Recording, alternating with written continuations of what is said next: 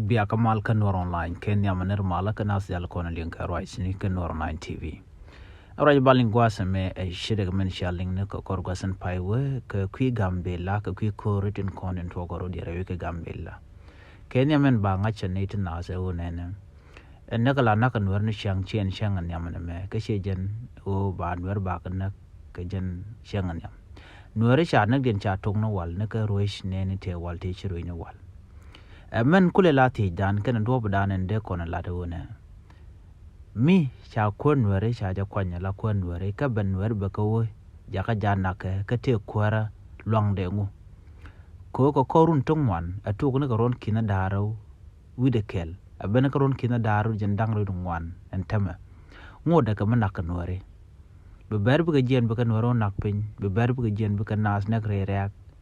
yet ka nas ko ngam ka gambela nakanas kam domni chit keitang special warada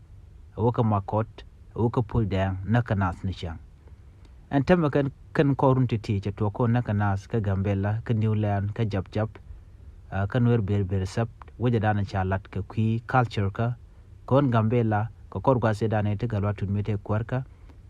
cha culture nenen kon tin chingre wika gambela shagala dwel anywang ne teken ka dorian te nuarte kan ga dorian te majang ga dorian kuma te ka dorian o pone ka dorian kan do dang di je ti shin kan ga gambele alo cha ga jako bener to dorian be kan lat ba culture en ba ja kulu ya gwi ketin en was culture na lat ka culture sen je to ko no chi ber lar no nuar de ka jien are wujen danan cha do nuar cha latin ne ka gambela point en na me che nuar to ngwan long sha kan ko en men duo bananan nyod bereje gwano I lokan kon wala kan konak ko kan de kan ga policy melat kan no ken mi chikana na ka jan bran kule jen lo ku na le tu lemlem no kor gwat mendit ka gwase kon de shewe ka do wala lat ka je ne ka ron kis kel ku bangon jen bangon wide kel ki ron kis kel ku bangon jen bangon wide rawo kala kan waratin kon dit chika nuar politician ne ke siasin la karana ke kan der kan yat musmar ka ba widu baje ke miong ba ka nyal buku yong ngwas mo kwai ka manana yong mi chawo je ka yo baje no riem lonye wiran ka bram mo beliu tikene de ngwan long tikene na gare tijini ke itang special warada kana point wara karodin kan wara na kan wara dite long to ci gwar ke gwar ka ngoda ba shine kon tilla siasin ke politician wara shikanen anta me to ko to kana ken ka telam lat kana ka runtong wan korun ngwana shi woto to shop ko jende je wojok angum let nuar politician je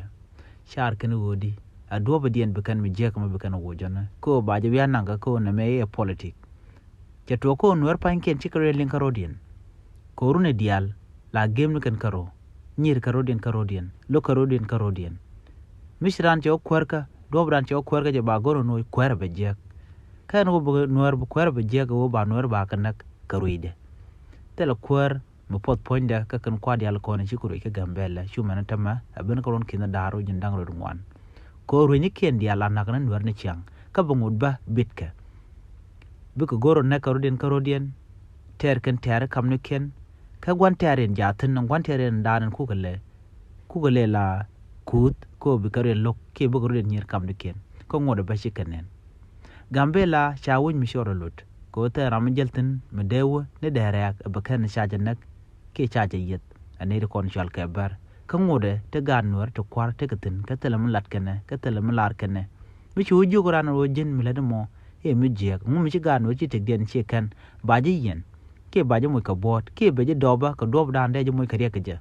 logic kan goro bu kan wari bu kan kanang do mo go eneme jene ngwan long rewi ka gambela jaga jadwal ke jen kormen tama jene ngwan long chik liu ka kor kwa se paiwe jine ngwan ba chik liu along gambela mishran liu shina dir ka je liu on walle run benen je jel nasre rak tera domo gwa